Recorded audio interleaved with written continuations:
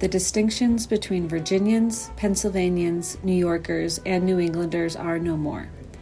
I am not a Virginian, but an American. Patrick Henry. By now, revolution wasn't just brewing in Boston, it was everywhere.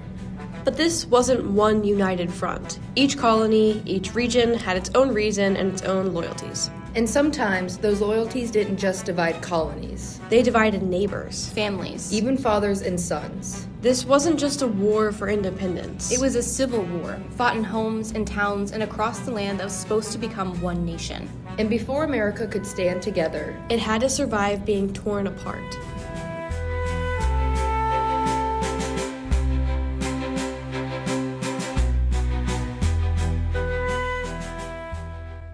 "250 years ago, our nation was born. America's story is veiled in mystique and folklore, marked by tales of valor and bloodshed. To understand America as we know it, we must understand where it began. I'm Bridget Miller. I'm Macy Kendrick. I'm Natalie Miller, and this is the Patriot Papers.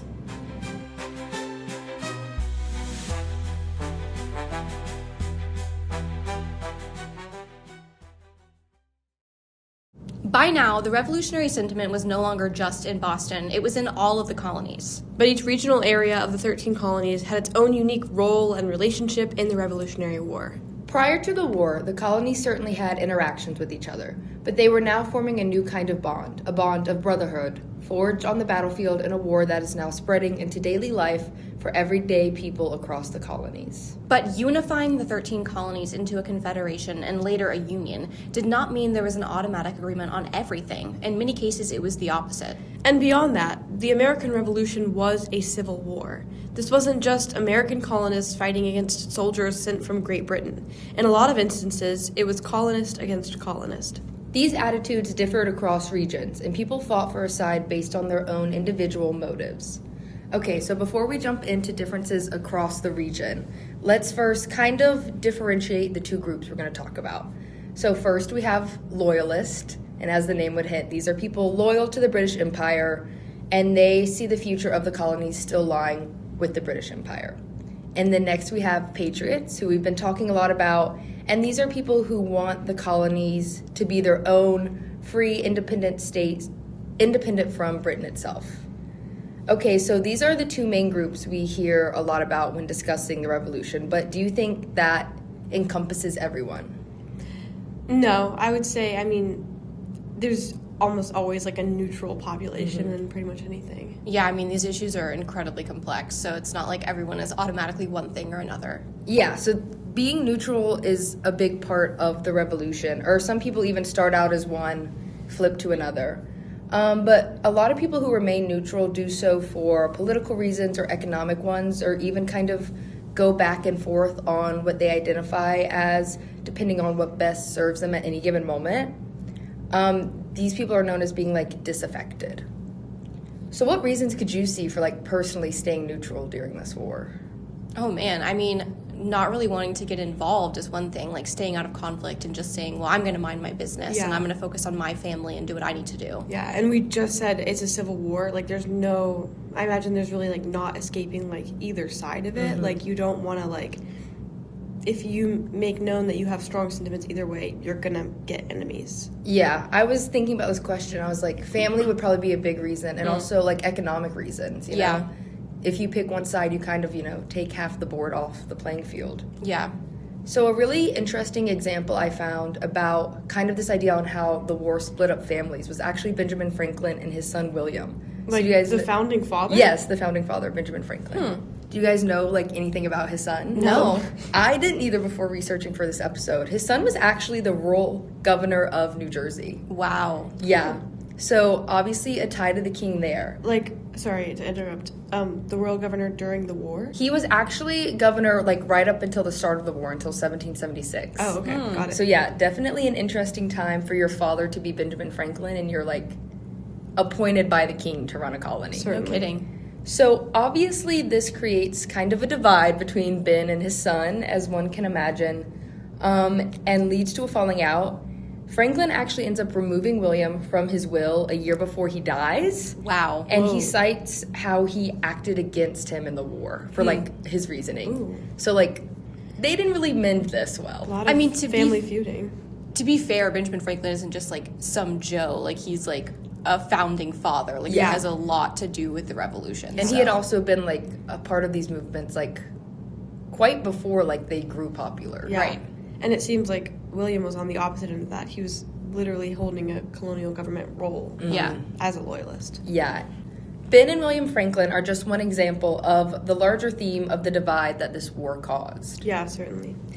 Okay, so thank you for setting up the like basic loyalist, patriot, and other sides. Now we'll sort of jump by region, and I'll start with things up in New England. So starting at the top, New England is refers to Rhode Island, New Hampshire, Connecticut, and Massachusetts. So New England, mentioned it before, it's known as the hotbed of revolutionary sentiment. Any ideas as to why? Well, we've talked about Boston before and sort of how this like economic impact, and then also they have soldiers like stationed there in Massachusetts. Like it's just like things are tense. Yeah. Like when you think of revolutionary like events, it's Boston Tea Party, Boston Massacre, Lexington and Concord is in Massachusetts, things like that. I'm also just thinking about how much smaller in size New England is compared to like the middle and southern colonies. Like everything's kind of a lot more compact. Dense. So I think that leads tensions to probably maybe overflow more than they would in like the southern or middle colonies. That's a good point that I didn't have listed out explicitly, but yeah, it is a little bit more crowded up there. And then relating back to what Natalie said with having the presence of British soldiers, it's easier to feel that because you're all crowded into this tight New England area. And then going back to the economic influence that you said, what do you think the economic situation was specifically that caused strong revolutionary sentiment? We've talked a bit about how Boston itself was like a port city, so maybe I'm thinking stuff doing with like shipping and trading and how like the acts we've talked about affected that. Yeah, right on. So all three regions, different industries, makes a big difference in how they're affected by Great Britain and the legislation and the taxation. It hits them differently based on what they make their money in. So it hit New England hard because they do have a lot of industry and port and trading, things like that. Timber, shipbuilding, fishing, and whaling is big up there, and a lot of exports, imports, like you said, and stuff. And so these taxes on imports and exports are very major to them. And then military, you already talked about it. It's areas like Boston that feel that military presence. So yeah, New England is a pretty strong area for the revolutionary sentiment. That's not to say that there's not loyalists there too, but yeah, very hotbed is not an exaggeration, I wouldn't say. And now we're going to move into the middle colonies, which encompasses New York, New Jersey, Pennsylvania, and Delaware. Mostly this area is known as the breadbasket, providing most of the grain for the colonies. And during the Revolution, this supply was critical to feeding the Continental Army. Furthermore, the middle colonies are also home to a really diverse population of people, one being Quakers, which is a religious group. They come up a bit later in history with their opposition to slavery, but they are in the middle colonies at this point in time as well. And then, of course, patriots and loyalists who have a lot of political differences, as Macy sort of outlined for us. There's certainly a difference in population between these two in the middle colonies. And then lastly, moving on to the southern colonies, which include Maryland, Virginia, Georgia, and North and South Carolina. These colonies rely really heavily on agriculture for their economies. So in Maryland and Virginia and North Carolina, we know a lot about this as all being part of Virginia public schools, that tobacco was king. So tobacco is really the cash crop for these states. I was going to say cash crop, yeah. And then in South Carolina and Georgia, rice and indigo, which I always find very interesting. It just seems kind of like a random crop, but I guess it was important for dyeing, I believe. Yeah. So since the southern colonies rely really heavily on agriculture, how do you think this kind of affects their relationship with Great Britain? I would assume that their profit comes more directly from Great Britain. Like, if I'm not mistaken, things like tobacco were pretty restricted and they just went like explicitly to Great Britain, and this means that this is where their profit comes from directly. So I imagine they're more dependent on the British for like economically, I mean, so probably strong loyalty ties. Yeah, that's perfectly correct. We've talked about mercantilism in the first episode and a little bit last episode, but yeah, exactly. Tobacco and then rice and indigo had to be sold directly to London first. So like this creates a really strong connection between the southern colonies and the British Empire. So that kind of leads this tendency to almost label the southern colonies as like a loyalist bloc. during this time, but this kind of is really a generalization and doesn't include like a really complicated political landscape occurring in the southern colonies. North Carolina was actually one of only 2 colonies in 1764 to label the Sugar Act as a tax, which basically meant it was branded as violating the British Constitution. So there had been independent movements in a way in the southern colonies, and we'll talk about another one later in the episode. And many important revolutionary figures actually come from the southern colonies too. Obviously, George Washington, Thomas Jefferson, and Patrick Henry. Lots of Virginians. Mm-hmm. So what you're saying is don't count them out quite yet. Don't count them out. Don't count them out. And then, just like the middle colonies, as Natalie talked about, the southern colonies were quite diverse. Is there kind of a reason you might think this is? I mean, I was going to say, like, slavery, I think, is a big part of the southern economic setup. Obviously, a lot of people that are working these plantations are enslaved people. Yeah, that's correct. So slavery and then, like, immigration are both really big reasons that make the area both, like, racially and ethnically and religiously diverse. The South has a lot of these, like, incredibly large plantations, as we talked about, like cash crops. That means like these plantations that have like a monoculture crop situation, and this leads to the southern colonies really relying on slavery. Okay, moving into the regional area, I think we are all excited to talk about. It's where we live. It's known as the backcountry during this period, but it's more commonly known as the areas in and surrounding Appalachia. So just as a refresher, in 1763, about a decade before the Revolutionary War began, the British Crown issued the Proclamation of 1763. Creative name, I know. Do you guys remember what this was about? Like, basically, if I recall correctly, it's like colonists couldn't pass this certain line. Like, everything past the proclamation line was, like, for natives, right? Correct, yeah. So it's a result of the French and Indian War, or the 7 Years' War, that draws a line basically saying that anywhere west of the Appalachian Mountains is not land that settlers can settle on. That's reserved for Native Americans. I could be wrong, but isn't Blacksburg itself, like, really close to the proclamation line? I was just about to make this point. Yeah, the proclamation line actually runs through Blacksburg. Oh, really? Yeah. I knew it was close, but I didn't realize it was, like, actually through the town. It does. It runs, There's like a plaque, right? Yeah, there's also a blue line on the road marking where it is, basically. Oh, that's really interesting. I was going to say it's really weird to think of Blacksburg as, like, what used to be the, like, western border Yeah. of the frontier. of, like, America, I guess. Like, Yeah. the frontier is, like, I don't know. We're, like, now the eastern seaboard, so. Yeah, but it certainly was. This was like the frontier land, backcountry, like really roughing it out here. But for some colonists, the proclamation line really fueled discontent towards the crown. I mean, thinking about it, they had just fought and died in a war for the British, and now the crown is limiting where they can settle. And to make this point further, some people who had already settled west of the line had to pack back up and move east. Oh, that's... Yeah, it seems really unfair, and I feel like, maybe you could argue that they felt like the British Crown was taking the side of the Native Americans over their own subjects, and that's some love lost, certainly. Yeah, if I had to repack all of my stuff after fighting a war, I think I would feel quite betrayed by the British. Yeah, and then there's this whole issue of like, well, isn't this all our land? Like this is all, as we know it, British possession. Yeah. So why can't we settle on like this new world? Which there's a lot of complexity there. Like, they're wrong people, about that. Yeah, there are already people living here, and there's a lot to go on there. But wasn't Virginia itself like claiming like all the land past like the Mississippi and everything? Yeah, we'll get into that in a second. But Virginia and it was like the Ohio River Valley, right? They claimed all of the Ohio River. Yeah. Imagine.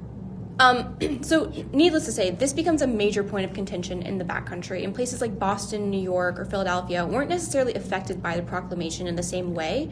And remember, this is still a decade before the war begins. Okay, but there's something else important that happens in the backcountry that predates the spread of revolutionary sentiment: the North Carolina Regulator War. Let me give you just a quick background on North Carolina at the time and what sets up the events of the Regulator War. North Carolina saw an influx of Scots-Irish settlers in the 1760s, and many of them settled in the west side of the colony, in the backcountry, and they worked as farmers. But the farming had not been too productive, The North Carolina provincial government issued high taxes that the farmers could not pay, and the wealthy colonists in the east side of the colony really had no idea how difficult things had been for settlers in the backcountry, and this started to sow the seeds of discontent. Not to mention, the colonial governor of North Carolina, William Tryon, who I think we've talked about before, was known to sort of keep money collected from taxes for his personal gain. He was a rather corrupt figure, if you will. I do want to say, we've talked about Josiah Martin, but this is the guy who comes before him, or like a little bit before him. Yeah, I don't know that we've mentioned it, but we went to his palace. Yeah, I think he comes directly before Martin. I think Martin, is the successor of Tryon. Yeah, but so this guy's, next to last royal governor. Yeah. Because they were the only two that lived in the actual palace that we got to visit. It didn't get a lot of use, but we've got to use it. Yeah, and I want to say that I think the palace was part of this sort of skimming money off the top scheme to build things that he wanted for personal gain. So. I was going to say, when we went on our tour, they said it went quite a bit over budget. Yeah, and I mean, it's grand. It's a palace for sure. Yeah. So this guy, he certainly had some corrupt tendencies. But much like we've seen with really every other case of outrageous taxation, the people began to speak out about this injustice.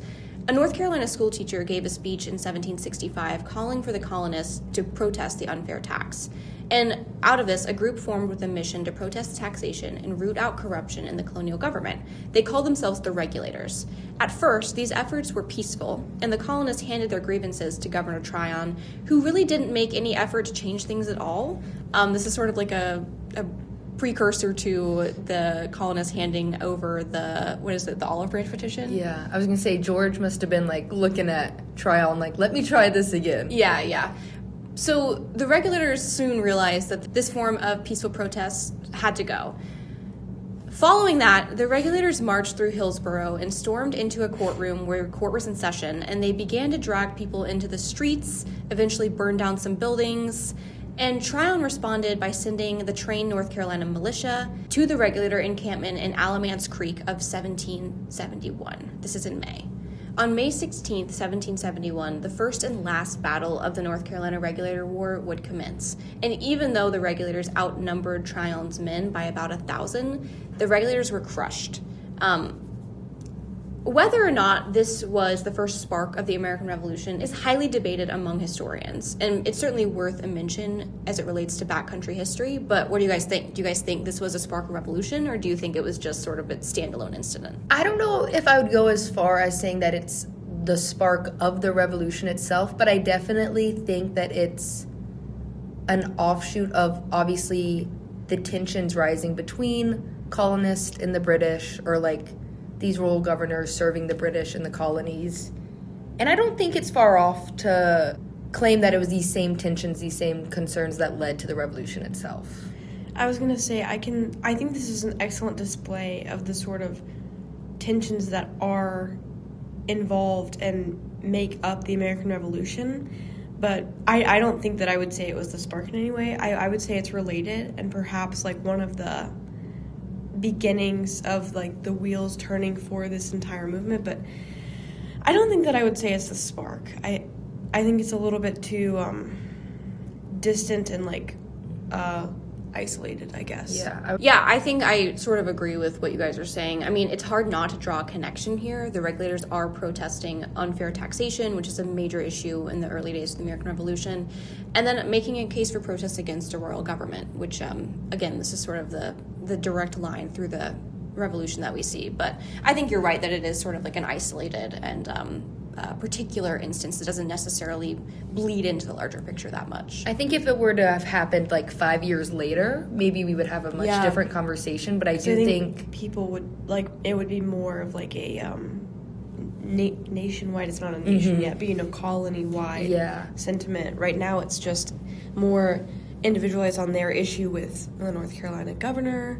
Continuing in our history of the backcountry contribution to the American Revolution, there's an event that occurred right here in Southwest Virginia where we live. The Fincastle Resolutions was an example of smaller-scale acts of resistance to the crown in the years leading up to the war, and it shows how personal grievances influence individual sentiment. Okay, so sort of like Macy mentioned earlier, Virginia at this point in time encompasses a lot of land. And Fincastle County was created by the Virginia General Assembly in 1772 and encompassed everything from the New River to the Mississippi River. So that's Kentucky, Southwest Virginia, Southwest West Virginia. A lot of Southwest. Yes, but a lot of land nonetheless. And the Fincastle Resolves, which is the document that we're talking about, is a response to the Intolerable Acts of 1775. 15 representatives from the county signed and passed these resolutions, and they're basically stating their support for the sentiment of the Continental Congress. Yeah, so if taxation isn't the main grievance of these people, why do you think they still felt strongly about fighting back against the British? I mean, I'm guessing because of the location of this county, like, they have less of a connection to Great Britain compared to, like, those on the most eastern part of the colonies, like shipping and trading. Yeah. And their connections to Great Britain aren't all great. Like, the backcountry connection is the proclamation line of 1763. That's one of them, which is obviously not a great experience with the crown. They've cut you off from expanding into new land and territory, and it looks like you're siding with the Native American population. Taxation is not necessarily the breaking point for everyone. They weren't probably as directly impacted as Bostonians were by taxation and like the Intolerable Acts or things like that. But they still wanted to state their opinion, which was, certainly with the same sentiment that these patriots felt. There's also something worth a mention. This is Lord Dunmore's War. Lord Dunmore was a Virginia colonial governor. And this war is fought against natives. It's in 1774, and it was pretty much over competing claims for the frontier land. So this is related to the proclamation line, things like that. But it does show that these are individuals who fought wars for the British Crown and have been loyal subjects and veterans before we get to the American Revolution. And are feeling sort of like upset about their loyalty towards the British and then how things are playing out. Certainly. So in the Fincastle resolutions, the signatories pledge to fight against the British, and they say that they're willing to sacrifice their lives. But they do still claim to be British subjects at this point. They state that they want their liberty to be honored and respected, and they're willing to fight for that, but what they want is for the British to reconcile with them so they can remain loyal subjects. I think this is a great example of, like, the documents we were talking about last episode, how reconciliation is still very much on the mind of most colonists, and, like, up until really the last moments, like, they are trying to come to an agreement with Great Britain. Like, independence wasn't just, like, the first thought. Yeah. Last thing I'll reiterate is that the issue of taxation is a central part of the American Revolution and the Revolutionary War, but it's not the breaking point for everyone who joins the patriot cause. And the Fincastle Resolutions is just one great example of that. Yeah.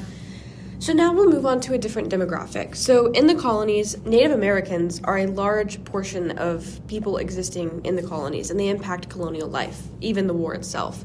Native Americans are much more prevalent in this story than is commonly remembered. They interacted with colonists and fought in revolutionary battles, for example. So by the time of the Revolution, there's roughly 250,000 Native Americans living east of the Mississippi River. It's not one tribe, certainly. I'm sure you guys already know that. But it's various nations with alliances, conflicts with each other, and with the colonies, the British, things like that. So when war breaks out, both sides are actually able to recruit Native nations.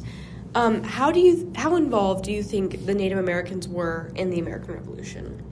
I have to say it's something that I was never taught about in school. Like, it wasn't something that was prevalent in American Revolutionary history, but I'm guessing that what I was taught in school is definitely wrong. Yeah, I'm right there with Natalie. Like, I don't think I learned a lot about Native Americans during the war, but the war is happening on their land. Like, they're obviously here, so I imagine they are playing some part in it. Yeah, you guys are definitely right. I feel like that's kind of what I hit at with the introduction to this topic. It's really not commonly known and as much as it should be, just how much they were involved. And if you think back, they're involved in a lot of former conflict too, like the French and Indian War. It's right there in the name. They sided with the French, and they were doing a lot of the fighting against the British.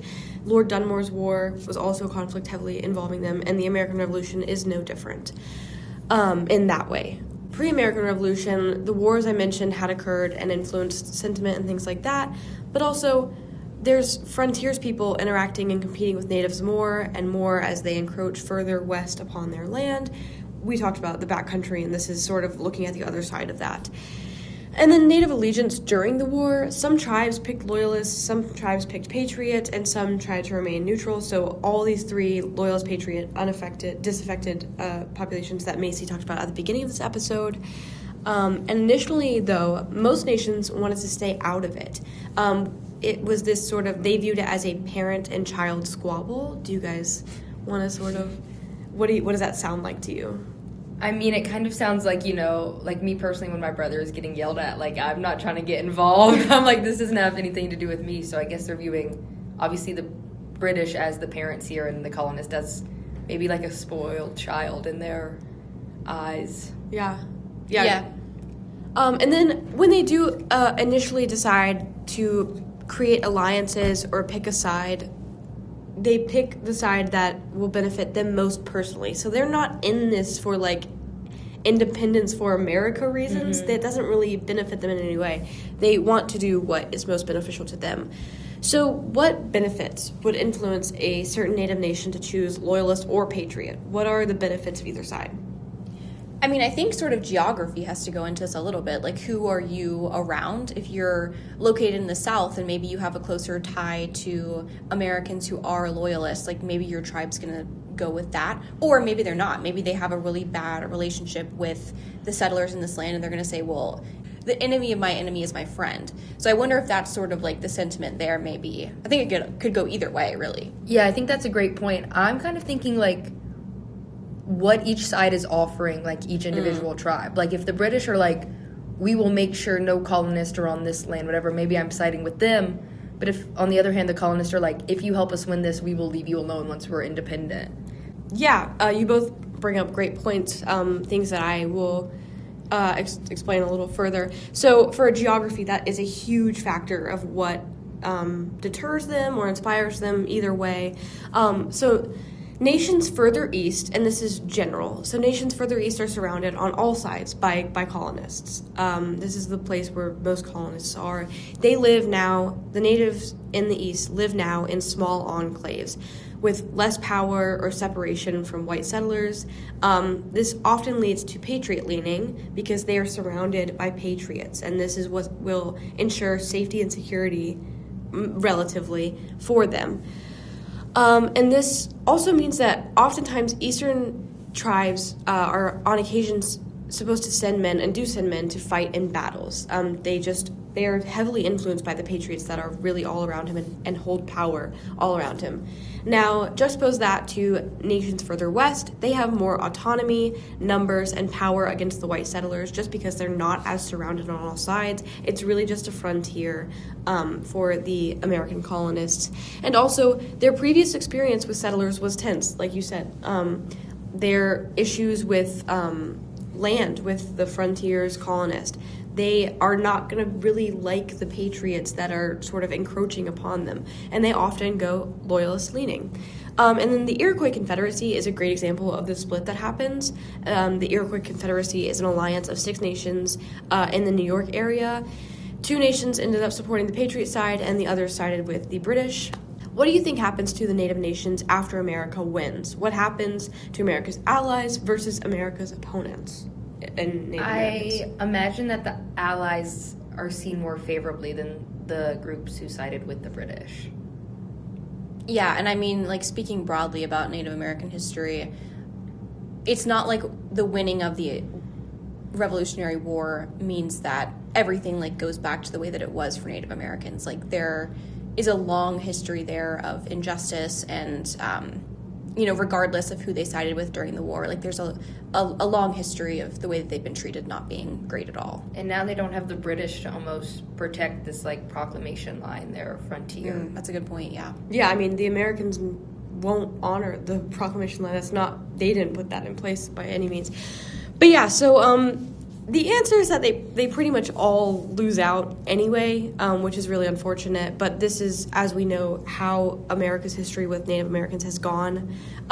So when the Patriots win, there were unfortunate consequences for Natives who allied with either side. And we'll talk more later. A lot of this has to do with the way that the Treaty of Paris was written up.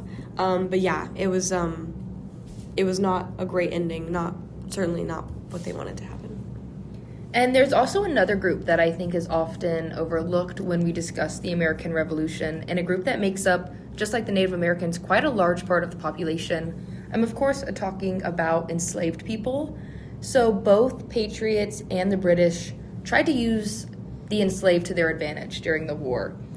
Do you guys have, any idea how they went about doing this?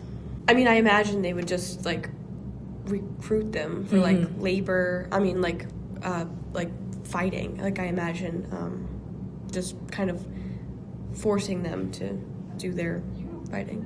Yeah, that was a big part of it, was basically trying to recruit the enslaved with incentives. If you fight for us, you can gain your freedom. There was also a part of it where the British in particular tried to use fear of a slave revolt against the colonists, trying to incite this fear to kind of get them to behave in the way they wanted. But back to the military recruitment. A part of this story that I find really interesting is Lord Dunmore's Ethiopian regiment. We talked about Dunmore a little bit, but his real name is John Murray, but he was the Earl of Dunmore, so that's kind of where he gets this name. And it just sounds a lot cooler than John Murray, in my opinion. Lord Dunmore, yes. And as Bridget mentioned, he is the governor of Virginia, and he made this proclamation in 1775, which offered freedom to any slave who was willing to help the British put down the colonial rebellion. So by January of 1776, 800 enslaved men had fled to take this offer, along with just as many women and children. And throughout the Revolution, an estimated 20,000 enslaved people actually took advantage of the chaos of the war to escape their captors. So the enslaved men who did flee to British lines under Dunmore's proclamation would create what's known as Dunmore's Ethiopian Regiment, and this regiment was made up of formerly enslaved individuals who were fighting on the side of Britain for their freedom, not necessarily because they just really believed that Britain had this right over the colonies, but they're doing it for what they see for themselves. Another great example of everyone fighting for their own individual interest and sentiment. So yeah, great. Yeah, that's a great point. Obviously there are plenty of people fighting in the war for these political ideas, but a lot of people are fighting for what's practical, what's best for them, whether that be their freedom, whether that be economically. So the Ethiopian regiment only lasts a few weeks, sadly, but it is a great example of how enslaved people were active participants in the Revolutionary War. And then another thing I was thinking of while doing research for this section was kind of the irony behind all of this. We talked about in the first episode and even the last episode about how colonists are viewing the taxation and British treatment towards them as enslaving them, basically, that they were being, stripped of their rights as British citizens. Yet this is all happening while the South is relying heavily on enslaved labor for their economy. So, what do you guys make of kind of this ironic take? Oh, it's incredibly ironic. I mean, there's so much to be said about the idea of, oh, well, the British are enslaving us and we're just, slaves to the empire, while at the same time, the American colonies, part of the backbone of the economic system in the colonies is slavery, doing the exact same thing that they're complaining about towards the British, but they're doing it to enslaved Africans. Yeah, exactly. And this is going to come up a little bit later. We'll talk about the Haitian Revolution. This same sentiment will recur.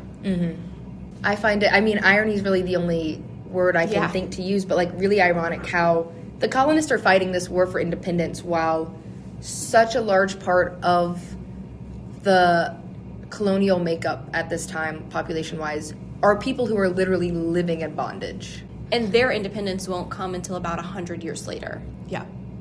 One last demographic that's not always at the center of the American Revolution is women. Just off the bat, do you guys think the revolution could have functioned the way that it did without women? Certainly not the way that it did. No, I think they played a huge, like, keystone role. I mean, like, you don't see in this war a lot of women, like, fighting in combat, but the support that goes into, like, maintaining an army or, like, a war effort, certainly women hold part of that. The home front is largely the role that women play, and we see this theme of the home front come up in really every major war, like, through American history. But this essentially means running houses, farms, and making supplies for the Continental Army, serving as nurses, cooking for men that were fighting. There's a lot of these roles that are being filled by women. But beyond this role on the home front, there are several revolutionary women, if you will, that had very important roles during the American Revolution. First, Phyllis Wheatley. She is a poet who wrote about the American Revolution and her experience as an enslaved woman during the time. And this is really important because a lot of the prominent voices about freedom and liberty were white men. And we have here an enslaved woman who is writing about these ideas. She eventually is freed from enslavement, and she has a lot of great poetry and works sort of about this time and the ideas in the colonies as well. Deborah Sampson, who's a woman that disguised herself as a man and served in the Continental Army, sort of this exception to what Bridget's saying. This certainly wasn't widespread, but this did happen, at least in, like, one case here. She was eventually injured and discovered to be a woman, but she was still awarded an honorable discharge for her service. Pretty badass, if you do ask me. And then we have even more famous women like Abigail Adams and Martha Washington, who supported the Patriot cause by keeping accounts of major events, going into the Continental Army camps to cook and boost morale among the men. All this to say that we can't possibly dive into all of the women that played a major role in the American Revolution, but it's certainly important to point out that women were not just taking a backseat in the Revolution, they were just as in the fight as the men were. I have a question. You might not know the exact answer to it, or maybe just, like, have an idea, but I'm guessing most of the women who served as either cooks or nurses, were these, like, women who had volunteered to be a part of this? Or, like, is the Continental Army, like, looking for states to send a certain amount of women to help with such activities? That's a really great question. I don't know the answer to that.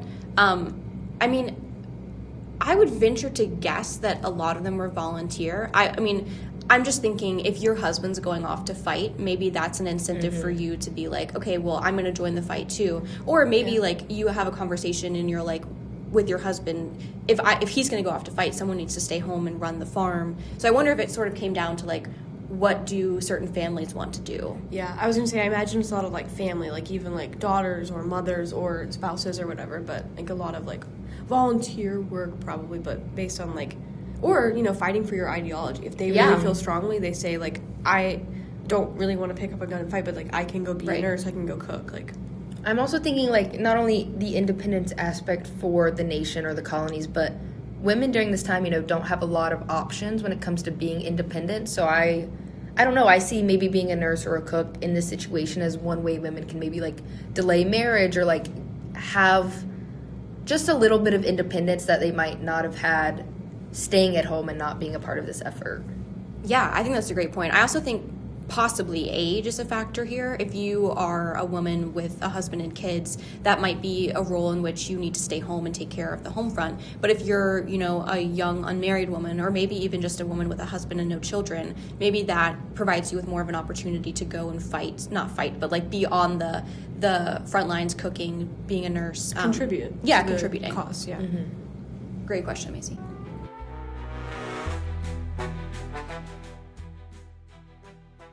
From artisans, merchants, and shipbuilders in the northern colonies, farmers and Quakers in the middle colonies, and large planters and enslaved people in the southern colonies. With the help of women, frontiersmen, and native nations, the revolution that is underway involved the contribution of various demographics. What we need to turn to now is what they were able to accomplish militarily to win the Revolutionary War.